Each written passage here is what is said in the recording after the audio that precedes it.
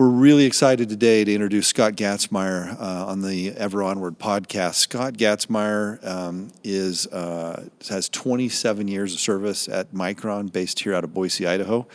He has a bachelor's degree of science and electrical engineering from the University of North Dakota. He started as an intern here in the 90s at Micron and has been with them ever since 1997. In 2006, Scott joined IM Flash, where he helped the team grow that segment of the market and spent some time in Utah with their fab, which is super interesting because of what's going on here. He's now here and leads the Micron team in the Treasure Valley with the site selection and now expansion of the fab here. We're really excited to get caught up with Scott and hear what's going on with Micron and get an update on the impact to Idaho and to the United States, really, with this fab out here in the West. Prior to hearing from Scott today, we have one of our partners here at Alquist on, Corey Hall, who runs our construction company. It's always great to spend time with Corey Hall and talk about roping and construction. So first, Corey Hall. What's up, cowboy? Not much. Liar. In between roping and building stuff. Yeah, we've been busy. You have been busy. You got me staying late here. I know. Wednesday. I was going to say, this is the latest you've been at. Hey, in all fairness, you guys get here like 2 hours before everybody. That's a fact. Maybe 3 hours before I'm everybody. almost on overtime. In fairness as well, on Fridays it's a ghost town in the construction department. It gets pretty lonely here Friday afternoons. Not gonna lie. But I'm not like tracking hours. These guys kill it. Any roping updates? That'll be like, we'll do like an Alquist update every time with you. But like, have you actually caught a cow yet in a competition? No, I've caught in a competition. Every time that they start saying, "No, man, if you catch this one, you're gonna win some money," then I immediately miss right after that. So we're trying to work on that. Are you getting a new horse? I hope so, if I can find one. Did you go look at one? I'm looking at one tomorrow, so we'll see. Fingers crossed. How's Dakota? I haven't seen him. He's doing good. He's been really busy too. We got with all the D&B stuff with the remodels and some of those things. He's all right. You're gonna shift me over to work. So, you got a lot going on with D&B right now. Yeah, D&B, great bunch of guys. So we actually have 3 projects right now, and then in the entitlement design phase of a couple more things. So that's been a really exciting partnership to have with those guys, and there's a lot going on right now. That's awesome. And then the one other thing I wanted to hit today was a lot of attention to the House of the Little Pig. So it's down in southeast Boise, right on the river. Amazing setting, right? Yeah, it's talk about that, and talk about Greg Stremple and. Yeah, so working with the owner, Greg Stremple, and his wife, Carrie, on that, it's actually been a really, really fun project to be on, just through the design phase, and they're really in tune and care about the interior finishes, and definitely a vision there of how they want it to look. And so a little bit of history on them. They're owners of the Lively downtown, yep. Which if people have been there, great restaurant downtown Boise, and this will be their second concept with Chef Edward. Yep. And does he come spend any time at the construction site? I haven't met him or seen him on the construction site. Greg shows up, I think, at least once or twice a week. So I don't know if Stremple doesn't listen to our podcast. I'm sure he's too busy for that. Too busy for that. But I'm going to text him and tell him to tune in. He shows up in his flip flops, right? Yep.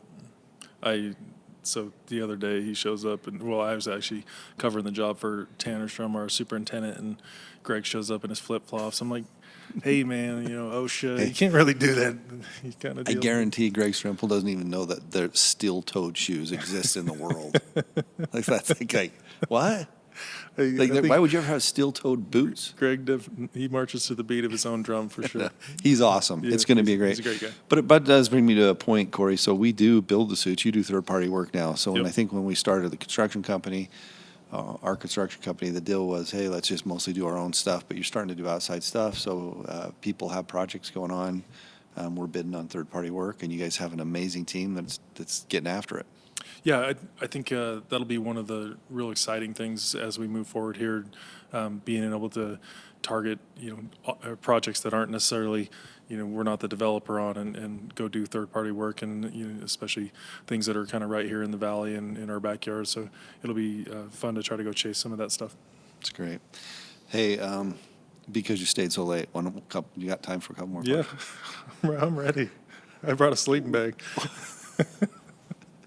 Hey, did the construction boys win a golf tournament last week? Oh yeah. Can we give a little bit of a shout out here? They won the ESI Cares golf tournament. I know there's some ESI people tuning in right now. I've seen Tanner over at Top Golf, and he can swing a golf club. I was shocked that Holden, I thought he was a wrestler. Well, so we have a pretty kind of a org chart in our office. He's way out there at the top as far as golf goes. He played college golf, so I don't even know if he counts. And then I think probably Holden is next. That shocks me. Holden's like an 80s That shocks golf. me. Yeah. He's going to be very disappointed in me when he hears this, but that shocked me. And then so Chris Yule was on the team too, and he has his moments. I think he got closest. Scott, I heard Scott is. Scott is my buddy, but damn, he ain't much of a golfer. So Those guys text me a picture of the score. It was like a 58 or something in a scramble, right? Mm-hmm. And there's a picture of them, and I'm like, they used 100% of Tanner's shots. And then I hear that Holden actually came through. Well, so apparently Chris got closest to the pin. I think he must have blacked out for like 5 minutes. And so hey, the bottom line is those guys are great guys. Oh, yeah. And you've got an incredible team over there. Yeah, they're all doing great. That just like we talked about the D&B stuff between Chris and Dakota and Mark and Michael. Those between the four of those guys, they're kind of tackling all those projects. And then you get Kyle and Tanner down at the House of the Pig. If you ever get Is a it chance House to of the drive Little by Pig or House of the Pig? I think it's House of the Little Pig. Okay. All right. Yeah. I didn't want. I say it like 20 times a day, so I have to start shortening it up. I do not want Greg Strimple mad at me. House of the Little House Pig. of the Little Pig. Okay, Yeah. got it. All right. Hey, thanks for staying late. Yep. This is what it looks like around here at 6 o'clock. It's definitely a different perspective. 6 o'clock p.m. Now, you know what it looks like at 6 o'clock a.m. every day. Yeah. But this is what it looks like at 6 p.m. All right. Thanks, Corey. All right. Thanks.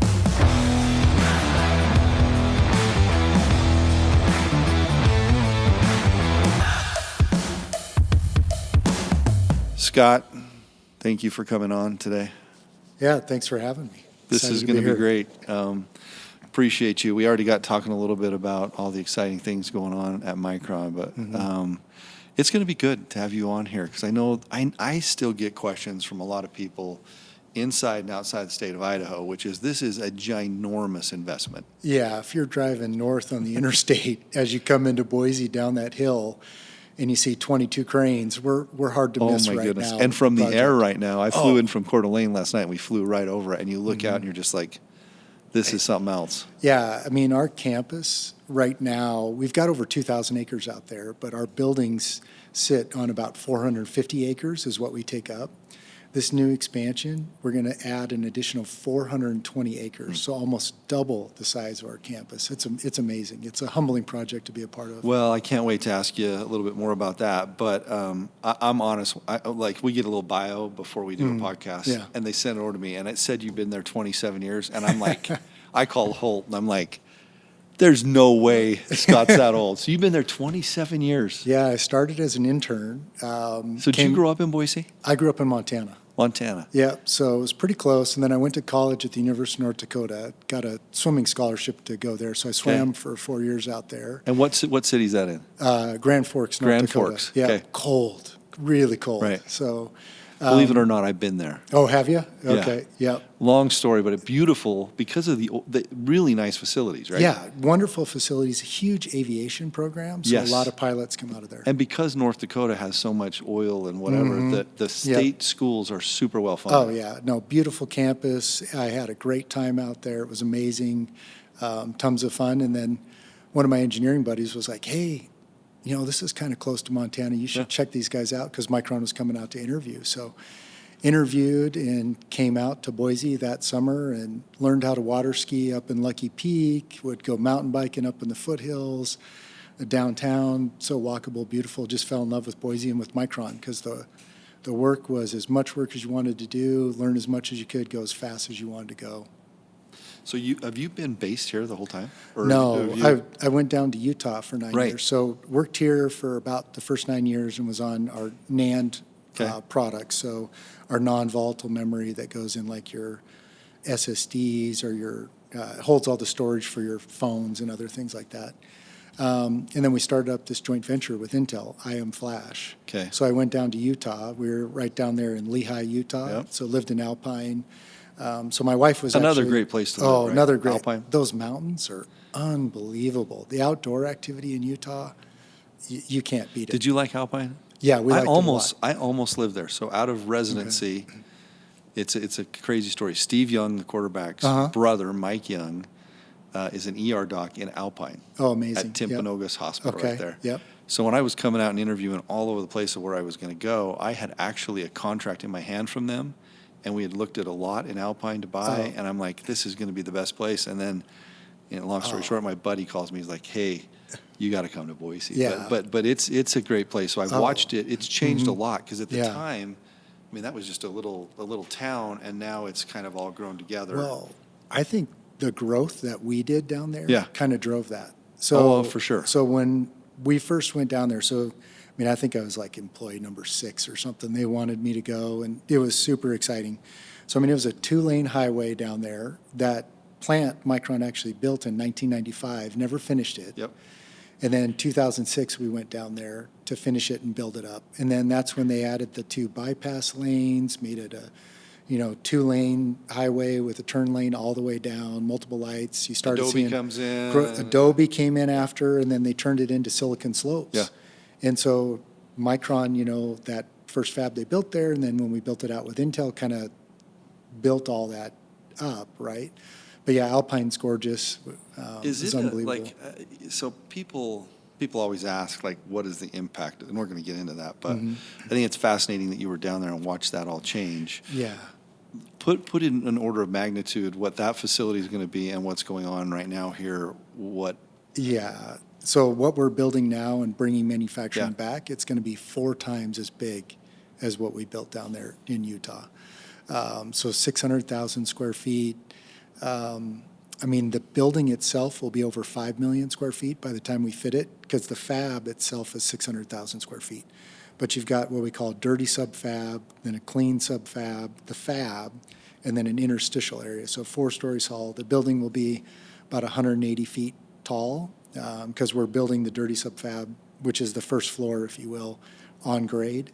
And then on the outside of that, you've got your HPM building, we call it hazardous process materials. You've got your central utilities buildings. You've got your data center for the fab. It's wastewater treatment, all of those buildings. So it's just absolutely massive. It's amazing. How's it going? It's going well. Construction projects are always a challenge. And in this market, I'm sure you're well aware of the challenges, but we're pouring concrete like crazy, 12,000 cubic yards a week. It's a 6-foot mat slab with, reinforced rebar all the way throughout it. And we've started going vertical here for about the last 6-8 weeks. And so we're putting up all those precast elements. Yeah. Incredibly exciting to see those come in. Last week we had a record precast week, and we're going to break that record again this week. And so it just kind of builds. We have 22 cranes out there right now. We put our first truss up, and then our box trusses, which are absolutely massive, are being assembled in the yard, and coatings are going on those as we speak and getting ready to put in place as well. So we'll be weather tight on a portion of the building by the end of October, and then we'll continue to build it out. So I remember seeing your construction schedule the first time. It's pretty aggressive. Like you look at for as massive as this is, from start time to end time, your scheduled completion is when? Yeah, we're going to start rolling in equipment at the end of 25. And that's when kind of the first Scott. phase will be done. Yeah, That is impressive. Yeah, it's very aggressive, and you look at projects of this scale, you've got a time to get output out of it because you've got this huge capital outlay. So time to revenue is incredibly important, and so that's why we've really got to build quick. So can we rewind a little bit? Yeah, Just a little bit, because absolutely. I knew I'd jump all over with you. Talk us through a little bit about the origin, this great Idaho company. It starts here. Yeah. And just talk about that, and then how the memory industry has changed over time, because you're really competing with nations. Yeah. And then this CHIPS Act comes through, and then a wafer, and kind of how all this works, and you're really bringing manufacturing back to where it began, right? Yeah, exactly. So, yeah, Micron was founded here in the late 70s by Joe and Ward Parkinson, and they kind of saw this DRAM thing, got ahead of it, and founded it in a basement, and they were first a design shop, so they were designing these products.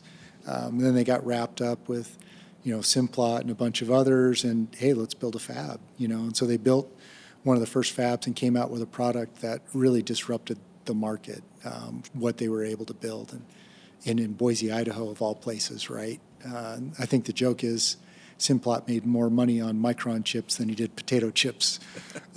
But from there, we continued to build and grow. And I joined Micron in 1997, and we were just Boise, Idaho. And it was really neat because it was kind of us against the world. And you mentioned nations, like Toshiba at the time was Japan's kind of national champion in memory.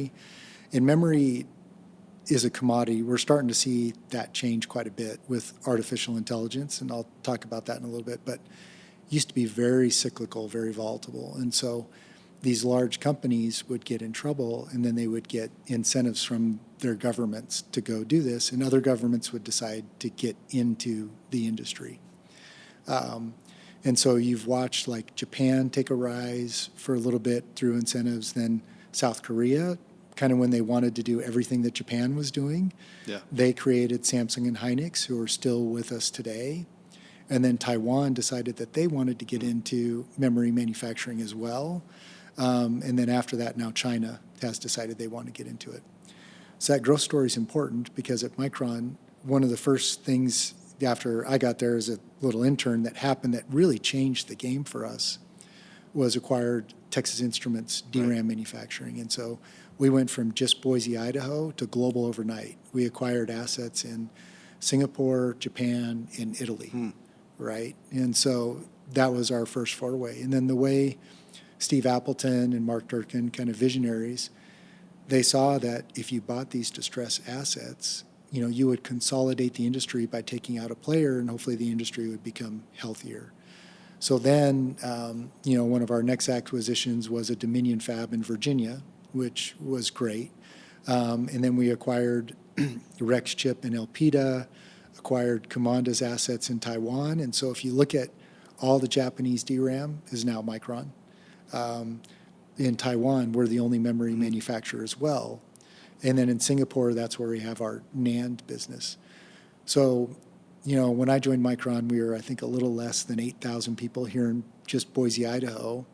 And now Micron's 44,000 team members globally, one of the largest semiconductor companies in the world, leading the industry in DRAM and NAND technology. But we've really seen no growth here in the U.S. And in fact, in 2010, we shut down manufacturing in Boise. And so right now we just do all of our research. I say just do. It's amazing what we do out there. Research and development and our products groups are all out there and span for the world, but we don't do any manufacturing. We're still about 8,000 people or so out at that site. And so now having the opportunity to bring manufacturing back to Boise, Idaho is really a culmination of a couple things. First, the industry's consolidated down to 3 DRAM players, Micron, Hynix, and Samsung. There's some other startups, but really, I think 98% of the market share is by those big 3. So there's nobody else to consolidate. And the demand for our products continues to grow, and one of the things that's really driving that is artificial intelligence. And we have a product, high bandwidth memory, HBM. HBM, you were mentioning. So for those watching on YouTube and on our clips, so HBM 3E? Yep. Yeah, so that's our latest product offering, and it's 30% more energy efficient than other offerings on the market. It's faster. higher bandwidth. And so it's an unbelievable product for us. And I think with AI, a lot of people have heard about NVIDIA and some of these others taking off. Well, if you take the NVIDIA, it's called a H100 or H200 chip that they have, surrounding that would be 6 or 8 of these high bandwidth memory stacks that we call them. And inside of those are 8 DRAM chips. So actually around that, single NVIDIA chip are 64 Micron chips. Micron chips. Yeah, so we actually have more silicon in that final offering than NVIDIA does if you look at it. So that's, incredibly exciting and driving demand for that business. Can you, gosh, there's so many things. I want to talk a little bit about landing this fab here. I want to make sure we get back to that. But this AI thing is unbelievable, right? So it's the computing power that it's going to need. And there was a statistic, someone from your group spoke, and I should remember his name, but he gave a talk at one of the business things here that I was at and was on a panel on. And they showed the amount of memory that storage, the gigabytes of memory and what's happening to it because of all this. It's explosion, right, of growth. This is what I tell kids right now. There's never been a better time to get into our industry. And I got in before the dot-com boom, right? So, if you look all the way back, it's pretty crazy and just lucky when you join a growing organization, growing company, and you can grow your career with it. But, the dot-com boom, then you had mobile phones take off, then you had cloud compute. I think AI is going to be bigger than all of those combined. And it's really a huge disruption in the compute platform. So if you look at, and when I say compute, it's like the CPU, the processor. So if you think back, the classic 46 PC was Intel had really a stranglehold on that, right?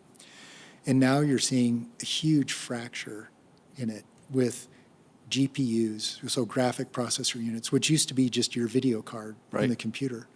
But now what they found is they had to do huge movements of data, right, in more what we call memory-centric compute.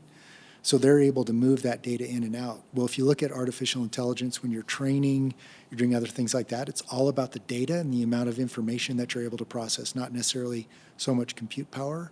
And so that's why you're seeing kind of two things happen to it. One, TSMC, so Taiwan Semiconductor Company, is a foundry that enables NVIDIA, AMD, Google, Microsoft, and others who don't have fabs to make design chips and then make them at TSMC. Huge, right? So now if you look at the moat or the barrier to entry to build your own processors, it's lower because you can use a foundry to go do that. So then all of these different types of applications are coming in and making that memory more central to that. And that's why memory is becoming much less of a commodity, because now it's becoming more customized to that processor. And it's all because of artificial intelligence and all that large training data sets requiring data, which is memory, to be more central and play a bigger role. And so that's why for us, it's incredibly exciting. If you think about autonomous driving vehicles, we call those data centers on wheels. The amount of compute power that's going to have to be there, the amount of memory that's going to have to be there real time from all those sensors around your car, pulling everything in, talking to the cars next to you, when we get to full autonomous driving. And then even the NAND that would be required for like a black box recorder in case there was an accident.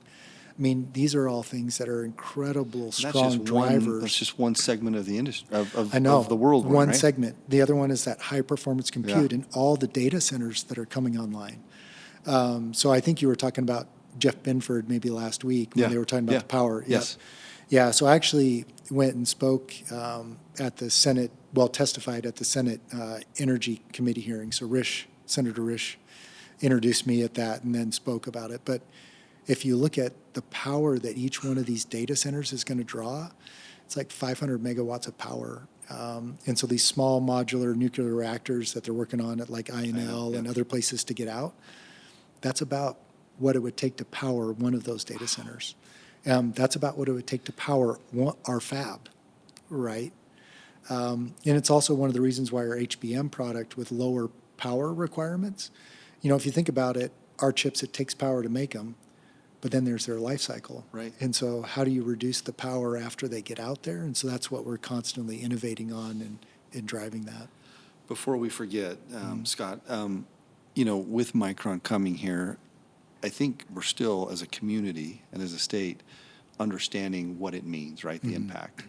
But talk about the process, because it wasn't a given, right? Yeah, no. Like you had everyone around the country Yeah. wanting this, and you were picking 2 locations, correct? Yeah. Talk us through that process, because I think people, it's a big deal for our people. Yeah. And I'm going to give a little bit of background for I've been getting old now, so like I think back to 20 years ago, serving on all these boards, and if you look at our wages in Idaho then, and just jobs and keeping our people here, it was all we ever talked about. Yeah. It really was. It was like, how do we keep our kids here? How do we create an economy where you will be able to, because everyone loves Idaho for lots of Yeah. reasons, Yeah. but you got to be able to raise a family and have jobs and all this.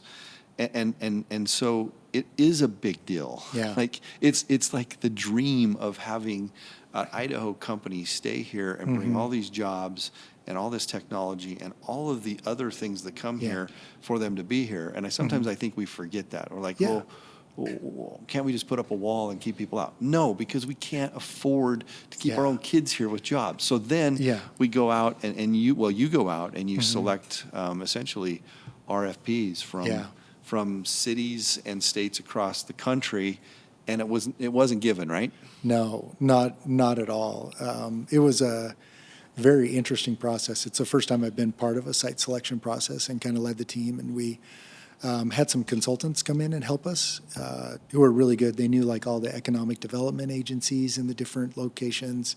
They were able, so the first thing that you look for are kind of the site essentials. So 1,000 to 1,500 acres of land, contiguous, under control. And I was actually quite surprised at how many mega sites there are across the country that are going out. So if you think about, a lot of them were going after battery plants or other things like that. It just so happens that there was a huge run on those while we were doing our site selection as well. And chips hadn't been announced when we started looking. It was not finalized. It was in the works. So I traveled around the country a lot. We looked at 18 sites in 11 different states. And narrowed it down to a few front runners. But the site selection process also took a little bit longer than we thought, because it took longer to get the CHIPS bill passed. So went around, met with them. So the first thing was getting the land. Then you look at the utilities, and is the land buildable, right? You know, what's the geotech look like? You know, wetlands, all those types of things. Then, okay, infrastructure, power infrastructure. What does that look like? And here in Idaho, you know, Lisa, Adam Richens, they've got, Idaho Power's a great partner of ours and have been for a real long time. So they were an essential piece of landing the site here in Idaho. Then you look water, right? Wastewater. Natural gas, which we're in a great location where our plant is. There's a main line that runs through that here in Boise. We sit on an aquifer over there that we recharge, and so that was really good for the water point of view. And then the wastewater, we're building our own wastewater treatment plant. And so went around all these other states, and you know, one of the things you talked about were jobs and keeping your kids and allowing them to have a future where they can afford to pay for their family, that stuff. I mean, I grew up in Montana. I would have loved to have stayed there, but there was no Micron. Like, there was no place to go. I mean, the technology that we get to work on here. I mean, Micron. What part of Montana, by the way? I didn't Billings and Butte. Billings, were the great. two. Yep. But Micron, I mean, we have over 55,000 patents as a whole in the technology that gets developed over there. It's hard to explain. There are 2 places really in the U.S. where there's that advanced amount of work going on. Right here, and then Hillsboro, Oregon, you know, with Intel, what they developed there. But I would say we're the only industry-leading technology development right here in Boise, Idaho. So then you start looking at, okay, for Boise, what are the advantages and what do we have, right? The mayor and her team worked with us very well. The governor and his team, you know, worked with us very well. Also, you know, Bobby Joe was up there. She's with the chamber now. I mean, they were Tom Keeley. He's a great guy. They were great, really trying to land us here. The thing is, Idaho doesn't have as many tools as some of the other states, right? When you look at the way they're able to rebate, but Idaho's also a lower regulation, lower cost, if you will, lower tax state. So that those were pros going into it for Idaho. Then the other big pro was the co-location with our technology development. Being able to couple those two together was a big thing for us.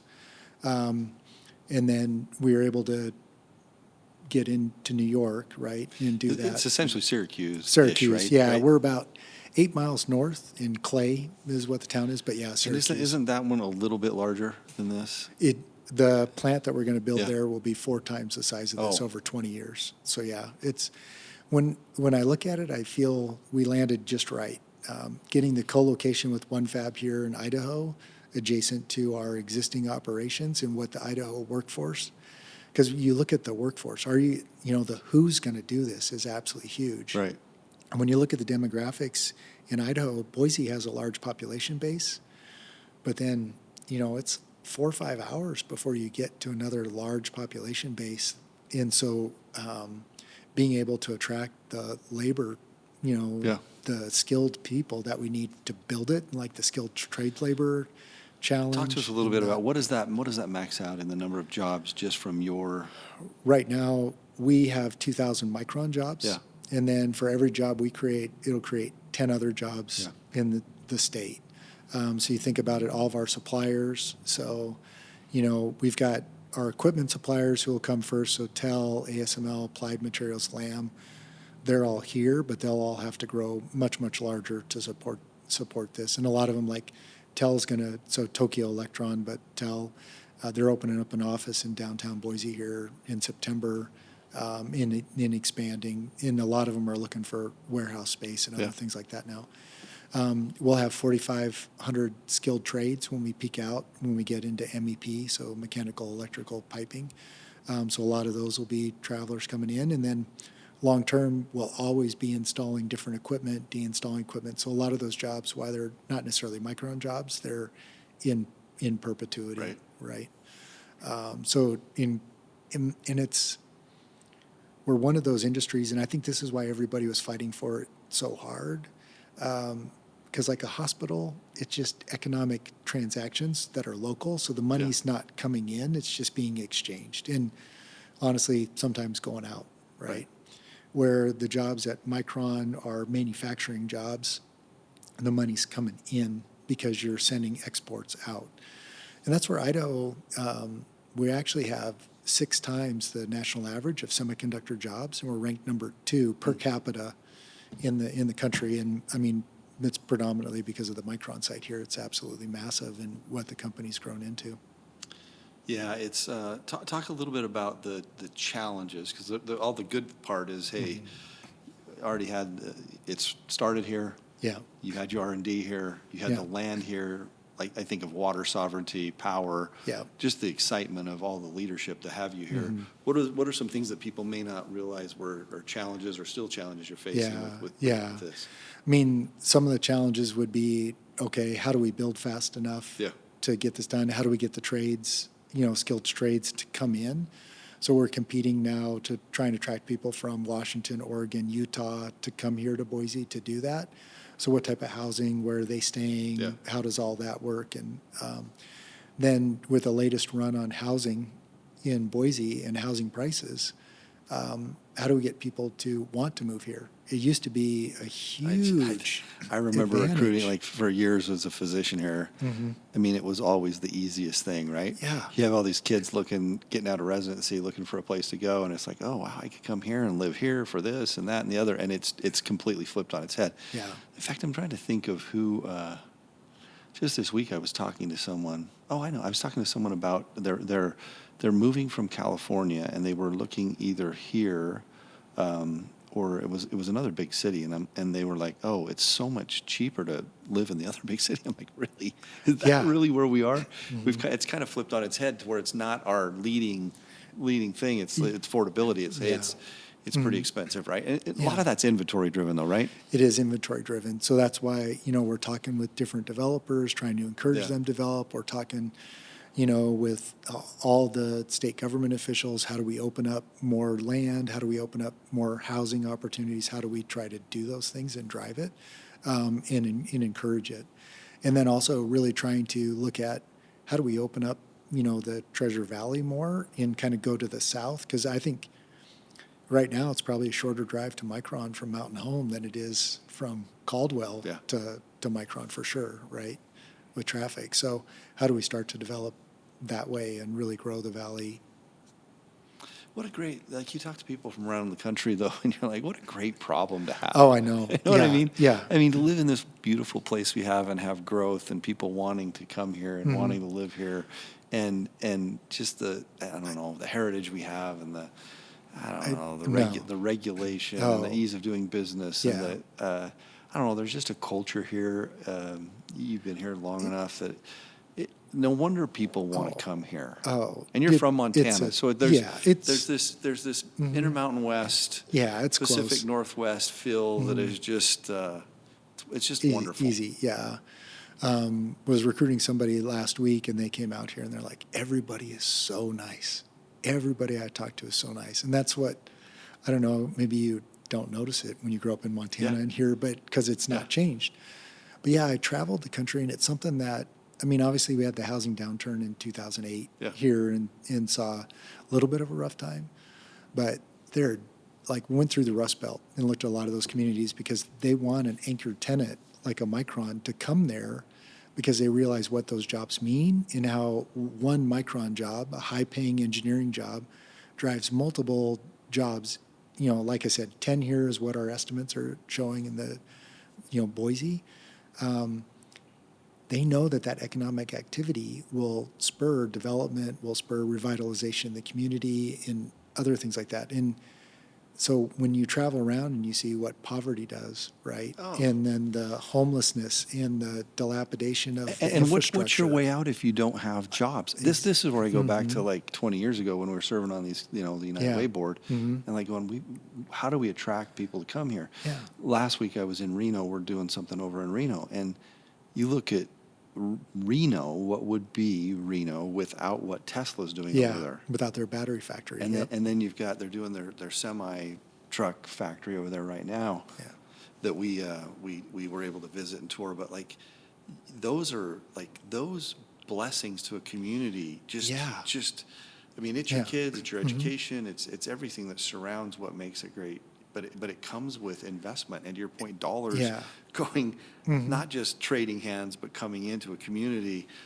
And I think a little bit of hope, right, for a community. So if you look at our kids here in Boise, right, if they take the hard math classes, if they take STEM, if they go engineering or, they've got a job where they could stay right here. They could go work for Micron. They can go work for Simplot. There's lots of options for these kids when they're coming out, and they can see it and they can tell. Right now in Syracuse, their number one export is their people, right? Their talent. And so how do you encourage kids to go get that hard degree? And that's why we're investing in things like a STEAM school. So they add arts and to STEM, and that's what, and then investing in the most Museum of Science and Technology to put an exhibit on, to educate kids, and because we're building out for 20 years, and so that's what, when you look at these transformative projects or these huge projects, kids who are in high school right now can go to Micron and have a 30-year career like I did, and grow with the company, and that's what's really cool about this. That's awesome. I'll tell you, I wasn't going to bring this up, but I'm just, when you just brought that up, I was thinking about the value over time, generationally, of having a company like this committed to a community, how big that is. But when we first moved here in the 90s, we helped a family essentially through our church with a sub for Santa one time. And he worked at Micron. Okay. And we stayed in touch and were able to help them over a 20-year period.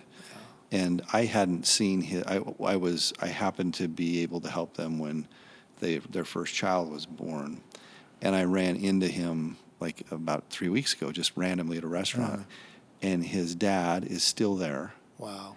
they own their own house now. And he was just telling me, and I watched him. It was pretty emotional because he's like, yeah, my dad's doing great. He's still there.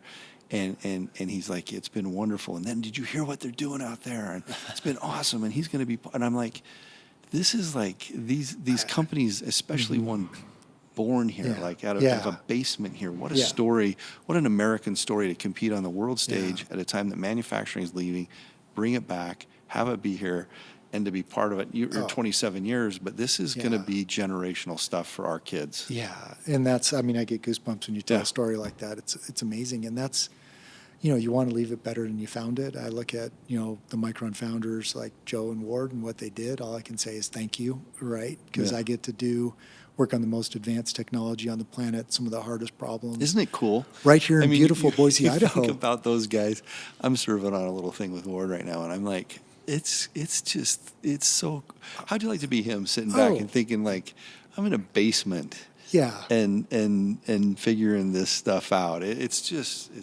We're pretty lucky here. You think about Albertsons and what happened. You think about Simplot. You think about this. Morrison Knudsen. So many. It's one after another, and even the HP guys, because I know when they came here, that spun off a lot of bright thinkers that have done their own businesses.